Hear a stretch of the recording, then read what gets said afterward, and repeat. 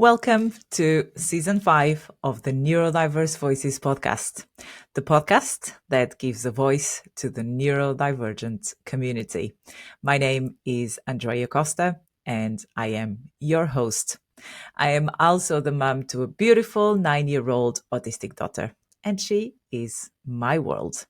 At the age of 42, I was recently diagnosed with ADHD, and through my lived experience, I've developed a deep passion for all things neurodiversity. My daughter gave me purpose. My neurodivergence keeps the passion alive. By sharing my journey, I hope to help others feeling seen, understood, and less alone. Through conversations with guests from a wide range of backgrounds and perspectives, my aim is to challenge assumptions, spark curiosity, and enlighten all kinds of minds. This season brings another incredible lineup of guests, from comedians and writers to alternative provision leads, therapists, parent advocates, and researchers from the University of Oxford. Every guest has an inspiring journey and a powerful story to share. This is a space for honesty, connection, and celebration, where difference is not just accepted, but valued.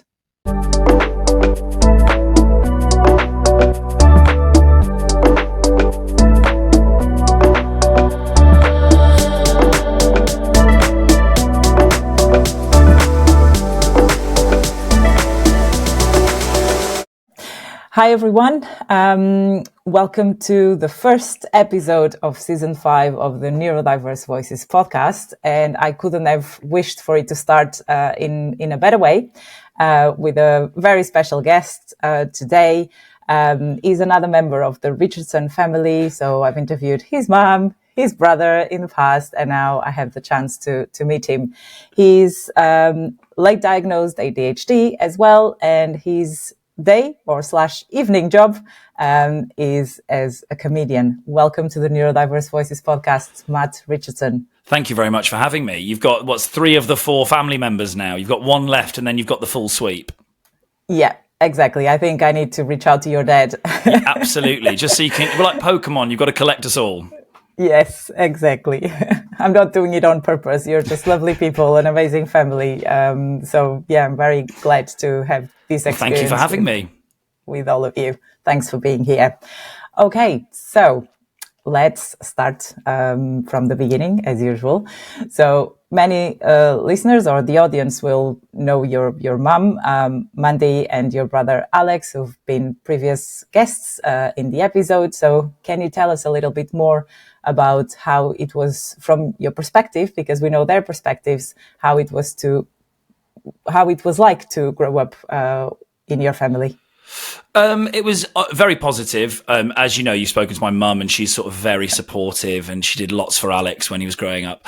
I needed less support. So I was quite academic at school from quite an early age and didn't really have a lot of the difficulties he did.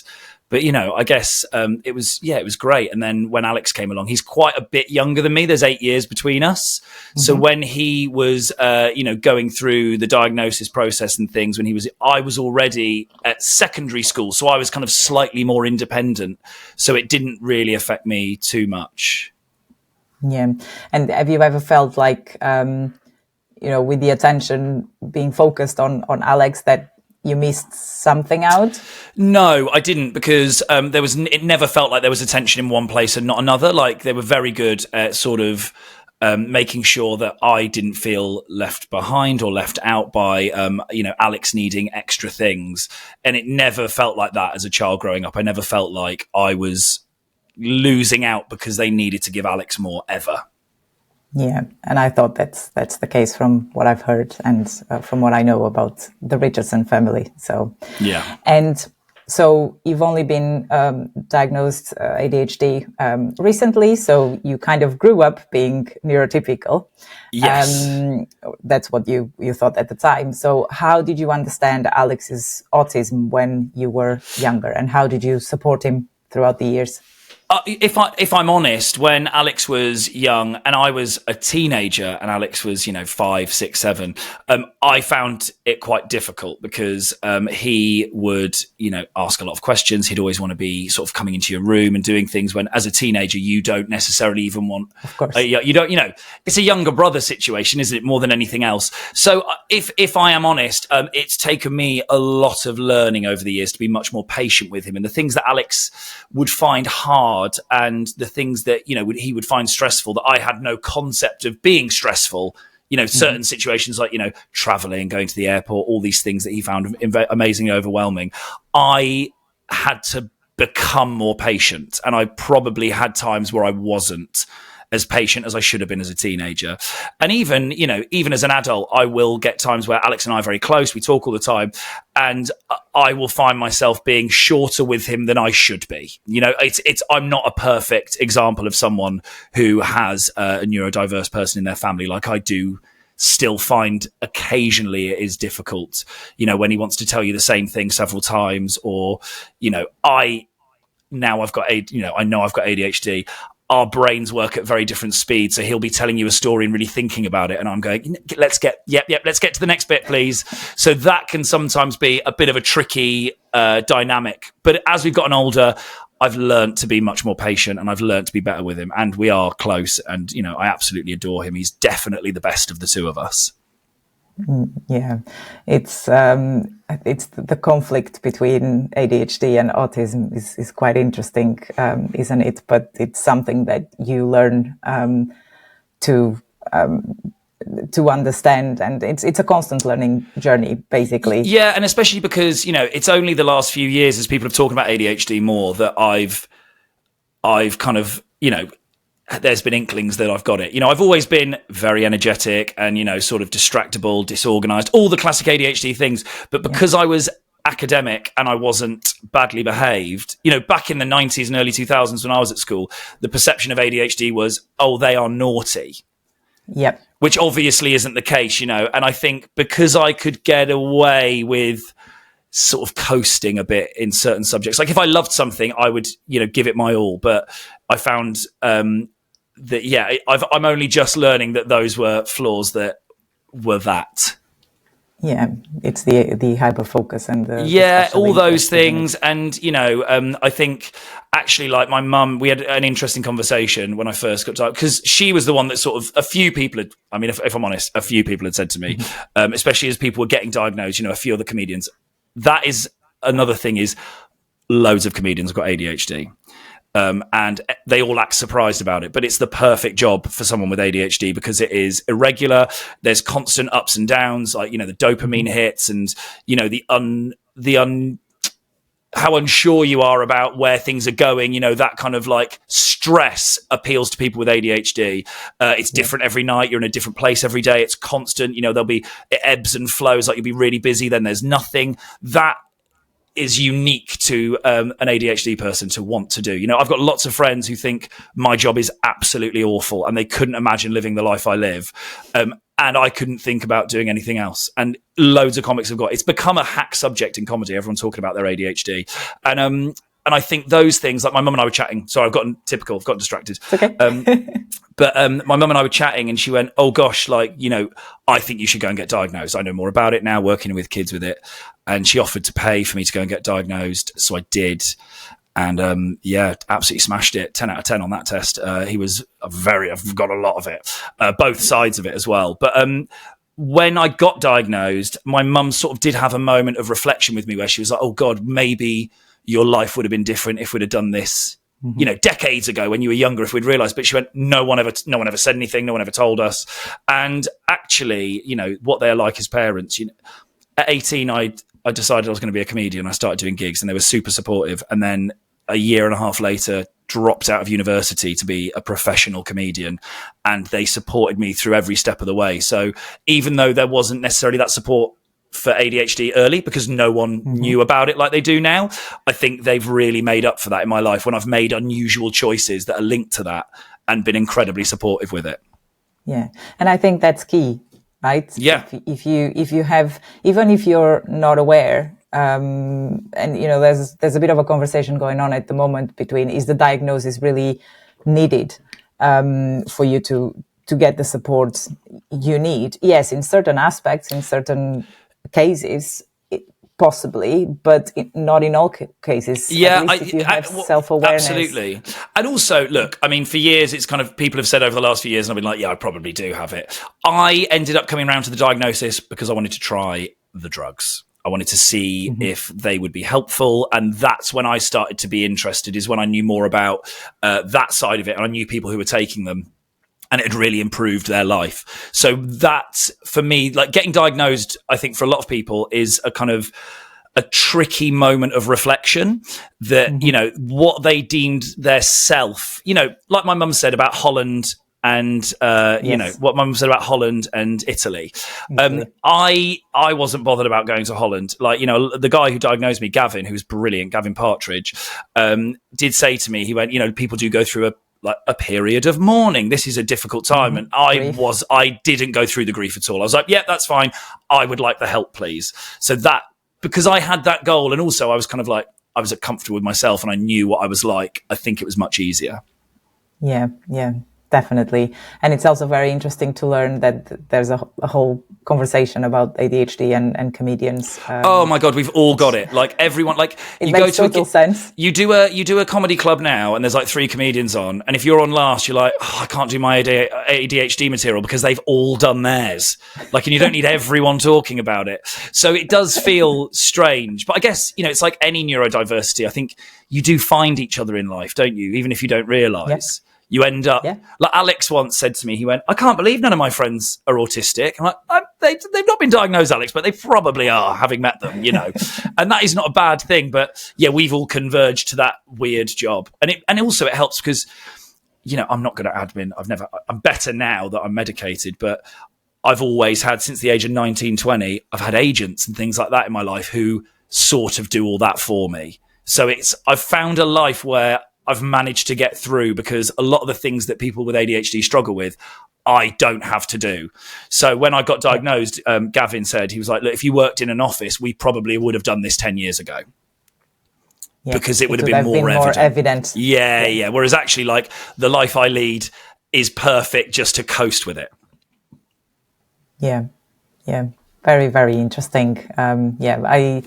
I still need to go and book one of your shows because I haven't had the chance to. Please do. Yeah, they're good fun. But yeah, I do. And even like now I talk about it on stage. So I talk about getting diagnosed. It was in February of 2025. So it's been less than a year.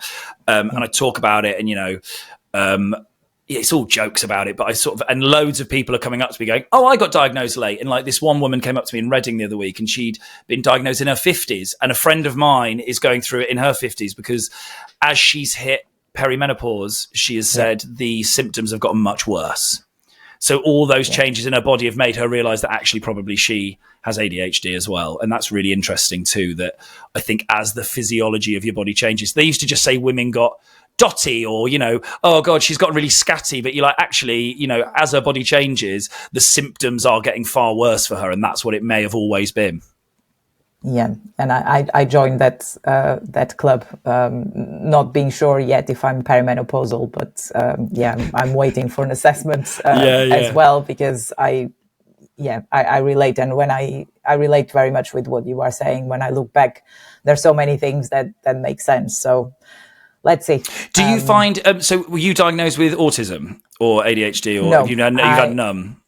No, not yet. I'm on the waiting list through Right to Choose for an assessment. A lot of people I know, like yourselves, who are waiting and get the assessment, like it didn't upset me in any way, but like there's a lot of things I go, oh, like, so for example, my dad is very clean and tidy. I'm super disorganized.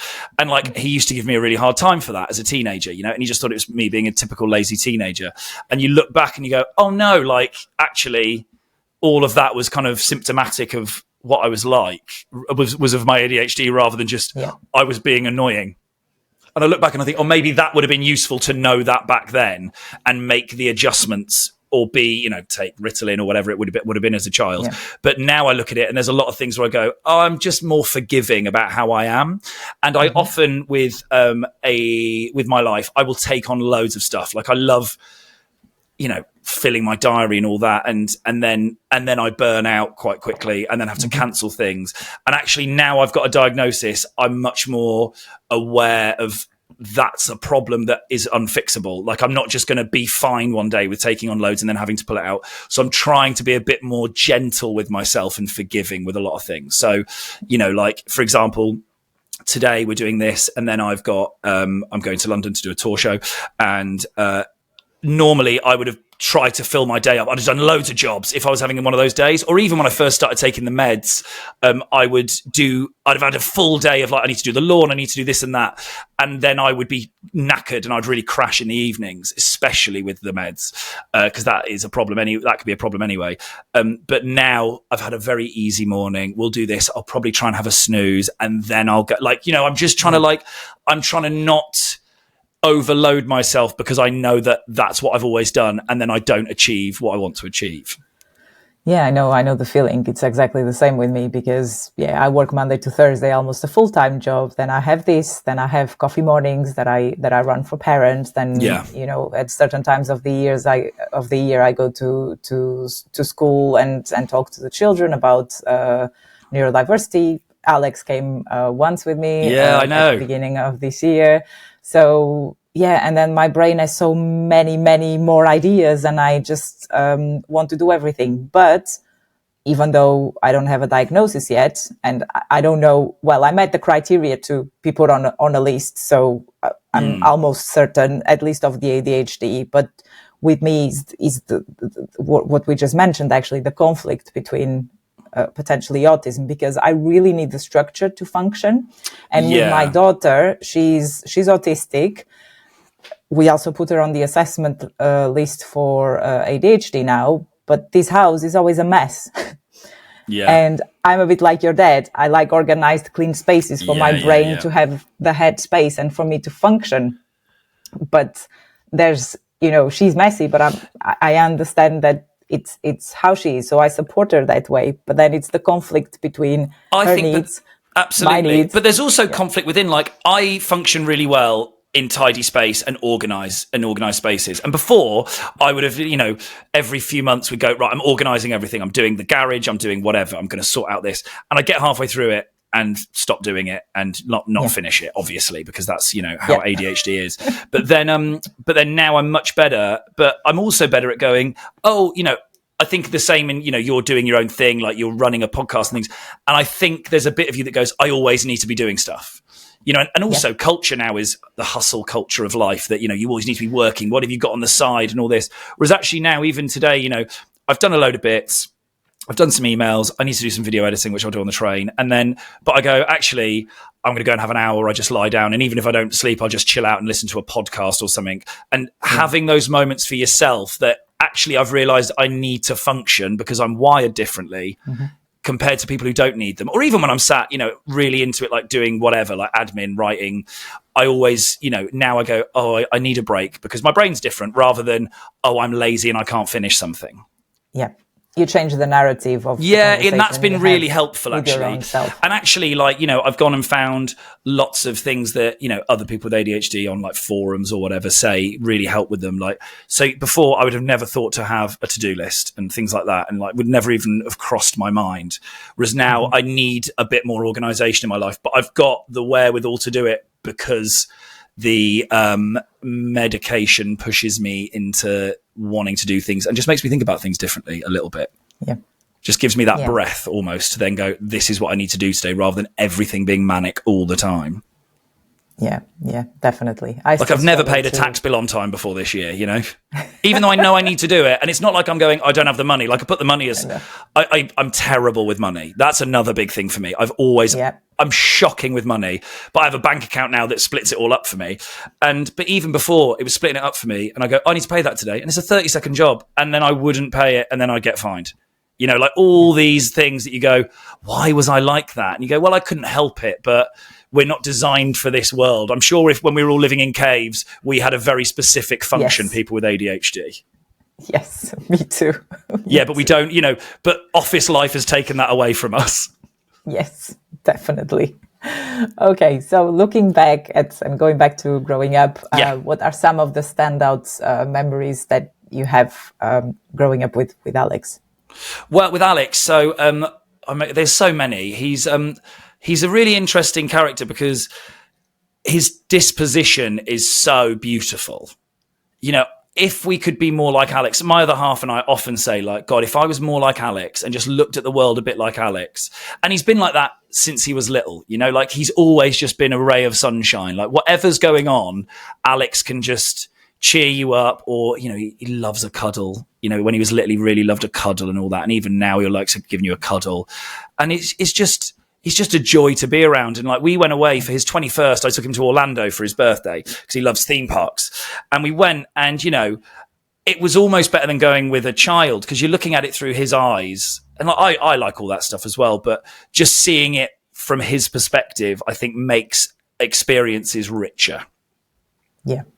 Yeah. Definitely. And he always has a smile on his face, which is... Oh my God, always has a smile on his face. Yeah. When he rings me to tell me about his day, he just wants to talk about things. And you think, oh yeah, everything's all right because Alex is happy. Yeah. So life is good. Yeah.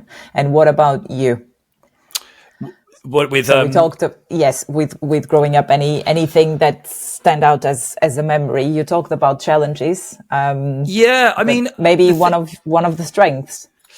I mean, I've always... since I was God knows how old, been incredibly outgoing. Like I used to stand up school assemblies, all those things never bothered me. I did magic for a long time. I used to do magic shows in my garage for things. So I think for me, growing up, I always really enjoyed being that. I've never been anything else. And I think that was nurtured by my mum as well. Like she was very good at that. But yeah, there's so many because, you know, there's so much I loved about growing up. Like had lovely friends. I went to nice schools. I was quite lucky with that. And, you know, I'm still friends with people that we grew up since we were 6 together, and we're still really good friends. So I loved all that, like going and doing anything that's to do with knowledge and information. I'm a fountain of useless knowledge. So like every time we went to a museum, or like my granddad, when I was 10, took me to Luxor in Egypt to go and see the tombs and to go to all the temples because I loved the Egyptians. So that was a real highlight. And then he took me to Alaska and Canada because I just loved going to see things, and any sort of travel I always found really exciting. Yeah, all the curiosity. And I love new stuff. I love going somewhere new. Like I am not someone that can go to the same place every year on holiday. Like I love going somewhere and having a bit of an adventure, and that kind of novelty really appeals to me. And when I was young, we used to go to all sorts of really interesting places. Or, you know, my mum taking me up to London to go to the museums, or, you know, taking me wherever we could to go, and just anything that was like factual and interesting was what I really loved. And I still do. I'm great at a pub quiz. Yeah, that's great. And you can see the way you speak about, you know, even the being outgoing, you know, your current job is like the perfect, and I'm pretty sure it doesn't feel like work for you, which is something that not many people can actually. Although interestingly, lots of comedians aren't outgoing. It's very much like on stage they are, and off stage they're really shy and quiet, and, you know, it's very much an outlet. Whereas for me, or you meet them in real life, there's a lot of comics you meet and you go, oh, they're nothing like they are on stage. I am exactly the same. Yeah. It doesn't feel like I'm putting on naturally. an act. Yeah. This is just what, if I didn't do stand-up, I would be the most annoying person in whatever job I worked in. But thank God I've got an outlet. Otherwise, I would be that guy in every office going, oh, everyone says that I should be a comedian. I would be really hard to be around. Yeah, no, that's amazing. And I can be like, even when we went away with my mum, Sam, and I, my other half, and like my mum's like, can you just sit and like read a book or entertain yourself? But I need people. Like I need people and stuff. Like I'm really social, and I need company. I'm terrible in my own company. Yeah. I'm the same. I'm exactly the same. Not the comedian part, and give it a go. I'm actually accused. I'm actually accused of not having a sense of humor by my partner. Oh, really? So. Maybe don't come to any of my shows then. No, I should go. Yeah, I like comedy, and good. I've only been to a comedy show. And do you know Hannah Gadsby? I do know Hannah Gadsby. Yeah, I know who she is. So very good. You went to see her. I went to see her in London because, you know, she's also an autistic advocate. Yeah, she has a very neurodiverse audience. People have really connected with her from that world. Yeah. So I watched the shows on Netflix, and then she came to London, so we went to see her. But that was it. And in Portugal, where I'm from, comedy is very is a big thing for us. So I know all of the, well, probably not these days anymore since I'm living here for 17 years now. But there's quite a lot of people who still make me laugh. But I need to get more into go to more. It's English. Great. Yeah, absolutely. Yeah. And there's loads of really interesting comedians talking about neurodiversity as well. Like it attracts neurodiverse people as a job, but there are some people who really talk about it very funnily and brilliantly. There's a great guy called Joe Wells who talks about autism on stage, and he wrote a book about it and everything. He is phenomenal and really gives you a fresh perspective on it all. And it's really interesting. Like, I think the last 10 years, maybe, comedy has become much more personal for people, and they're talking about all these things, and it makes it a much more interesting place. Yeah, definitely. Yeah, I think I've heard about Joe Wells. He's phenomenal. He's great. Yeah. So when you mentioned that everyone is making jokes about ADHD, but how, I'm guessing that not everyone in the audience will, of course, I think if it attracts a neurodivergent audience and you go with that mindset, you're going to watch a comedy show, that you should be open to what comes out. But how do you balance the seriousness of some situations and comedy? Or making jokes I think there's comedy in a lot of serious situations. Like when embarrassing or bad things happen, like often that ends up with things you talk about, But I think with the neurodiverse thing, like I don't talk about it for very long in this show. I do a few minutes on it and talk about, how it feels. Like I've got a bit where I'm not going to swear on the podcast, obviously, but where people kept telling me, people kept being like, "Have you been tested for ADHD?" And I'm like, "You're just telling me I'm annoying." That's what you're trying to be polite, but you're still just, I don't use those. I'm much ruder about it. And it's sort of talking about that. And like, sort of, I didn't like people saying that. So I basically talk about, I went for the test to prove them wrong. And it turns out everybody was right about me apart from myself. So yeah, but I think people know enough. There's enough knowledge about these things now that you can joke about it and people don't feel disconnected. Look, I wouldn't want to go, even I wouldn't want to go and watch a comedian talk for an hour about ADHD. That's not, but like I do a few minutes on it and then I move on. So I think people know enough now that it's not something people are unusual. It's not unusual to hear about it anymore. So yeah, but I think years ago, people wouldn't have really known. And I think we now have more of an understanding that ADHD isn't just one naughty kid. Yeah, definitely. Who is not able to sit in a chair at school and at home. Yeah, and like having to take pills to be like better behaved, like that was sort of a weird thing back in the day, that to think that. Whereas now, like medication has changed my life. Like it doesn't work for everyone. I understand that, but it's really worked for me and really helped me. So it made me feel better. So I think it was interesting. I've got a friend with a son who's got ADHD, who's a teenager, and he, they think he should try meds. They think it would help him. They think that, they're a positive thing, and he still feels stigmatized about them. So I met up with him and had a chat about it and just talked about why they worked and things. And he still went, but everyone at school thinks that if you're on the drugs, it's really weird. God, he's had to take drugs to not be himself. And he was worried it would change who he was, all those things, which are still stigmas that needs to be talked about. So on stage, I talk about that I'm medicated. I'm like, yeah, they're brilliant. I'm on them. They're great. They're expensive. But apart from that, wonderful.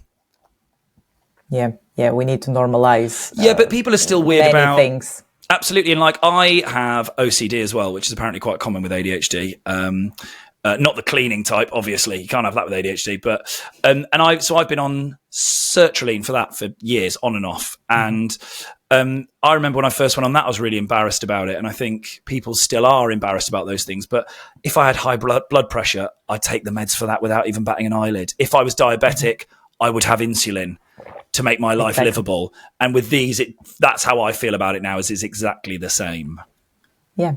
It's this idea that's only physical. But it is physical because it's a chemical imbalance. So that is a physical thing, like it's a measurable physical thing. So I think we need to start looking at a lot of mental health and, neurodiverse things. It is a physical thing because it's a wiring problem, or not a problem's a bad word, but it's a wiring difference, isn't it? Rather than anything. So it is physical.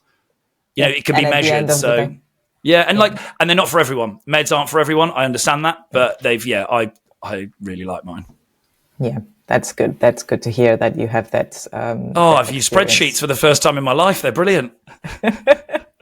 I've been using spreadsheets for years. Sometimes I could get rid of them, but they're not my favorite thing about the job, but I can do it now. Good.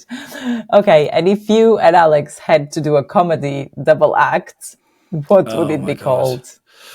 Oh gosh, oh my goodness, I guess it would be called Ginger and Curls or something, and he would be really good. Alex is quite funny, and he sort of really likes it when I'm the butt of a joke as well. So I'm getting married in January and he's my best man, and I've said to him, I'm like, you don't have to do a speech, it's absolutely fine.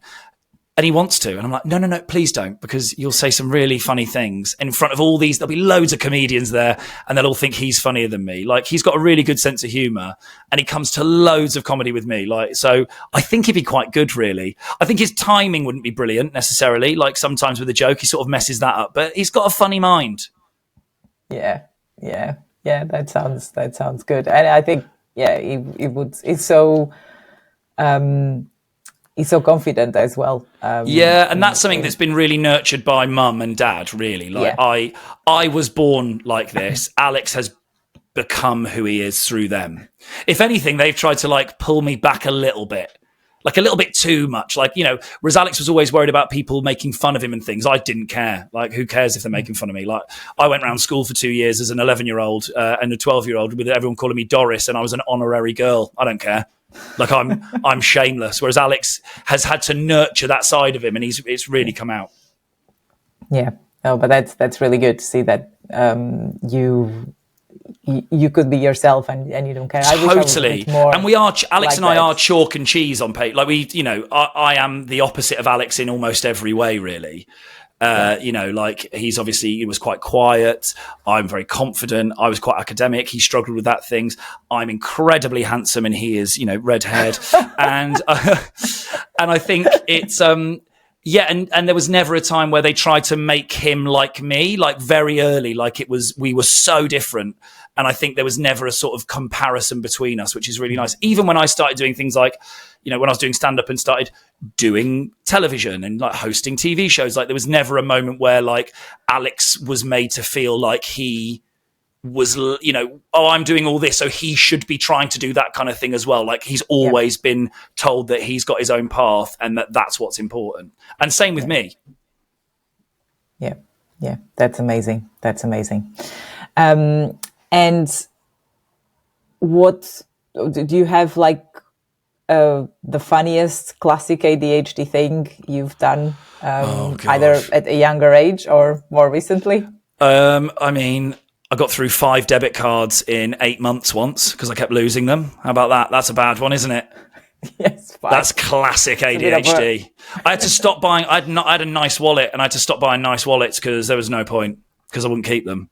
I've never finished a debit or credit card. I've never gotten to the end. My friend Angela Barnes, who is also got ADHD, is a very funny comedian. She talks about it. She said, you know when cards had an issue number on them? Yep. Yeah, when they let issue. She got up to 97. Yeah. I've done loads. I've forgotten things, passports at the airport. Like, my life was carnage. So it's not even like they're funny. You just go, well, okay. Fines for parking because you forget. Oh, I've done it all. The ADHD tax is what they call it, don't they? Because you lose everything and you get fined all the time. Yeah, absolutely. And what advice would you give to other siblings of autistic people who may sometimes, feel a bit on the side? And maybe to other ADHD I feel almost more like the ADHD thing for me is still quite new, so I don't feel like I've got any advice really. Like, I went and got a diagnosis and I've been medicated and that's really helped me. So I'd advise that. Yeah. If you think that would help you, but also I was good on I'm on Elvans. That worked for me. Like, it's a journey, and also going through the titration, like all that, like you got to be kind to yourself during it. Cause there were times where I would, take it and feel terrible. And then the next day feel like you've just got to be forgiving of yourself and give yourself some time with the with the sibling thing of a sibling with someone with autism, patience, and like try and find something that you can share together as well. Like for a long time, you know, Alex and I weren't into the same things, but you know, he likes the theme park. He likes certain things that we can talk about. Music was a big thing for us. Like we got into the same band, so we go and see Green Day together and things. Try and find common ground, but I wasn't always perfect with the patience, and I think that's really hard. But just try. And show them that you are trying. Yeah, that's it. I think that's the thing is, you know, and also if you do mess up and you are short with them, or, you know, you get irritated, just take a breath, give yourself a break. It happens. And then just try and be better the next time. Yeah, definitely. Because they will have their own pace. And I often say it's a bit of a test to our patients, and if you're ADHD, it's even more exactly. Like I'm trying to finish people's sentences when they know what the next bit's going to be, and sometimes with Alex when he was younger, he didn't know where it was going, so I would be getting very frustrated. Yeah, I get that. And looking ahead, how do you see your ADHD shaping your path, both professionally and personally? Well, I think, you know, now I'm a diversity hire. I might get a bit more work. That's exciting because I was just a boring white man before that. And I've got a thing now, finally. Get me on live at the Apollo. I don't know, really. I think now that it's managed, I'm so much more productive and I'm doing a lot of stuff that, you know, I was putting off for ages. And, you know, the way comedy's gone is a lot of it is now about putting videos online and all that. And I was just not organized enough to be on it. Whereas now I can sit and do video editing for a few hours or whatever else. So I would say it's just improved my work, like my ability to do a lot of the work and not leaving things last minute. Like I'm on tour at the moment with a show, and like it's the best show I've ever written because I've actually spent loads of time on it rather than, you know, getting there last minute and panicking and putting out a show that wasn't as good as it should have been. Yeah. Are you going to be anywhere closer to here in the next? You're probably sold out at this point. I've sold out Oxford. My next local gig is I do a charity gig every year for the Helen and Douglas House. Right. We do a big fundraiser for them at the New Theatre in Oxford, and that is on the 9th of March 2026. So it'll be me hosting with a load of other comedians on, and all the proceeds go to Helen and Douglas. Okay, yeah, I've seen that one last year, but then I was too late and I couldn't get tickets. It's all right. So come next time. It's a brilliant night. Everyone gives up their time for free. The comedians, like, it's a great evening. Yeah, and you know, everyone, because this will be released in January, so people. Yeah, fantastic. Please do. If you, I imagine you've got a few local audience members. Please do come along. Yes, I do. Yeah. Okay, so now focusing on more of you as a person without. You know, disregarding being a sibling to Alex and, you know, being ADHD, who is your biggest support on your journey?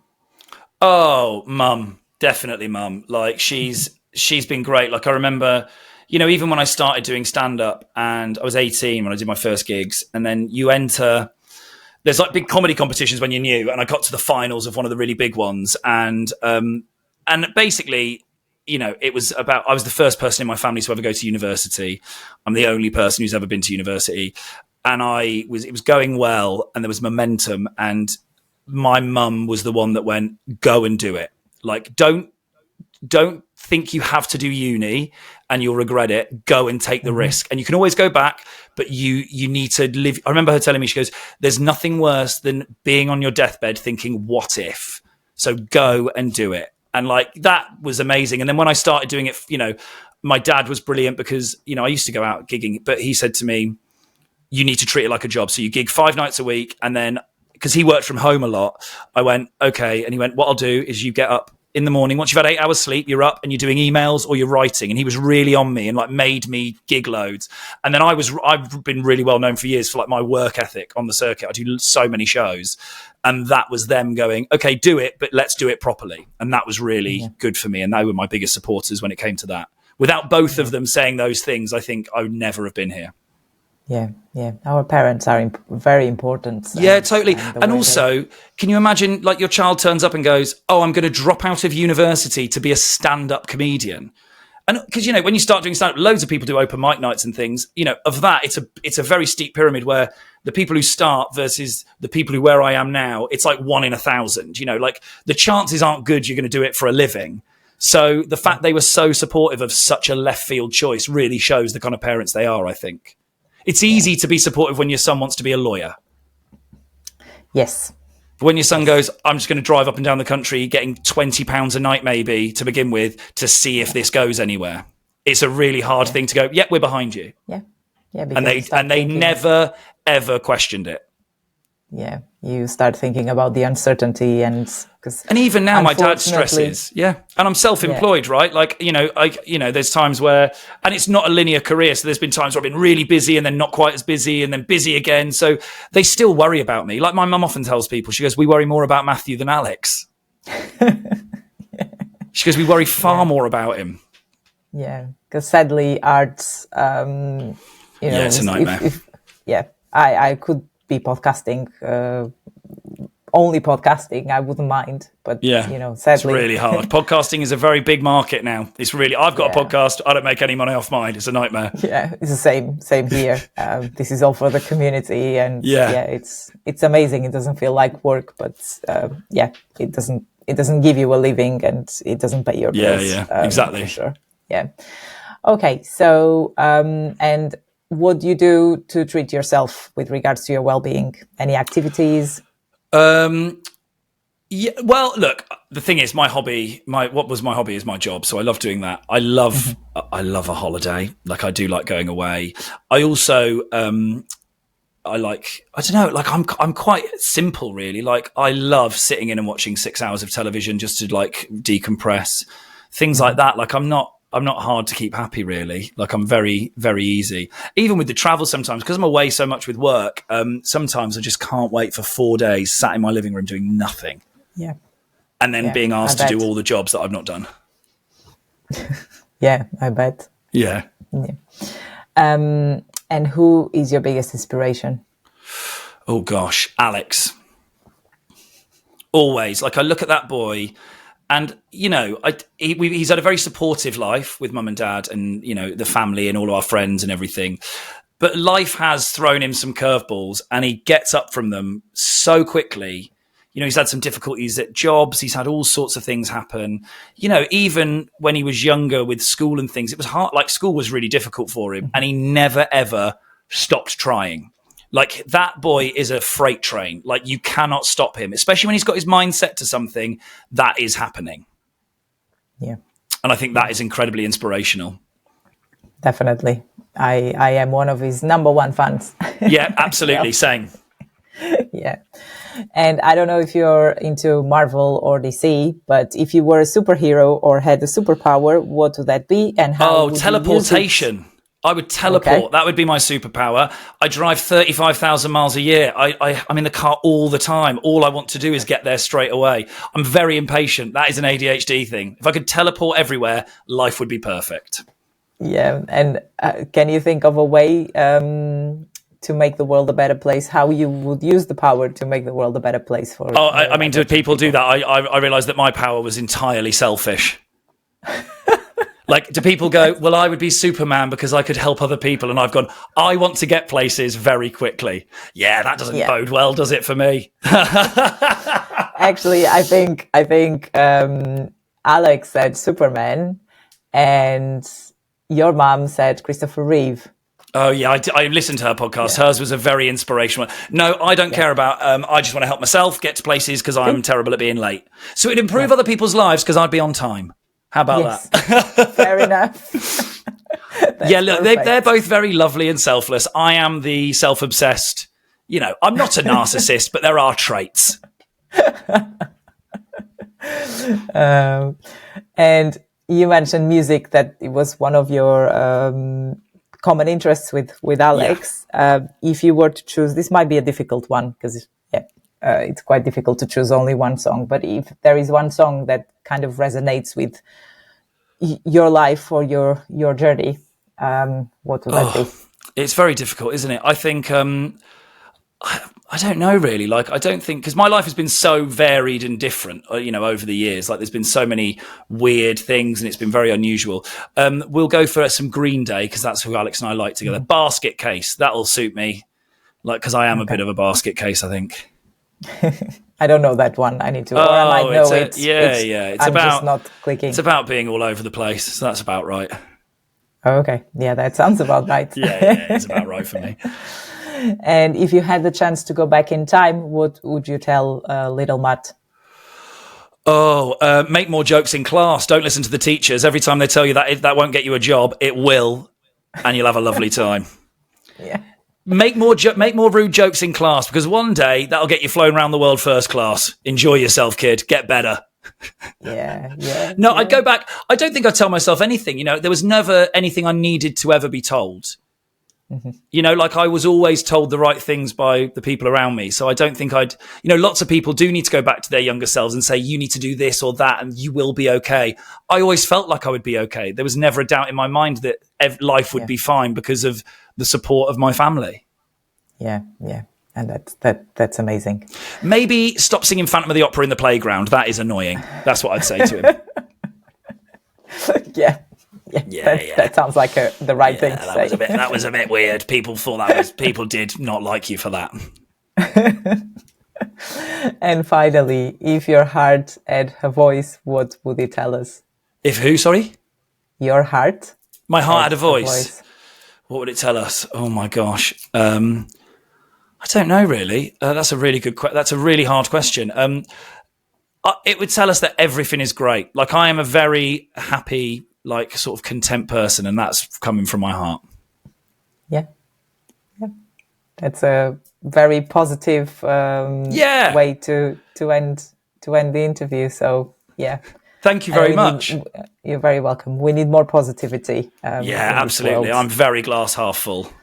Yeah, great. Well, Matt, it has been a great pleasure to interview you and to finally it's been meet lovely you. to meet you. Yeah, and we'll definitely stay in touch. And, please. Good luck with the tour. Thank you. See you at a show soon. Yes, I'll see you at the show soon. Lovely. Thank you very much. Thank you. Thanks.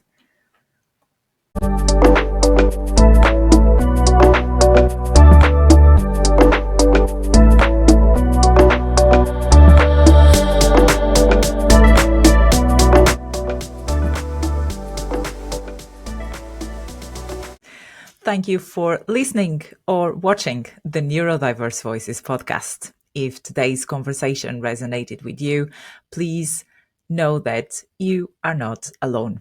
Your experience matters, your voice matters, and your way of being in the world is valid. I'm Andreia Costa, and this podcast exists to celebrate neurodivergent lives in all their complexity, strength, and individuality. If you enjoyed this episode, please subscribe, share it, and help these stories reach the people who may need them the most. Join me again next time for more honest conversations, powerful stories, and diverse perspectives, because every neurodivergent journey is different. And remember, when you meet one neurodivergent person, you've only met one neurodivergent person. Until next time, take care. Bye.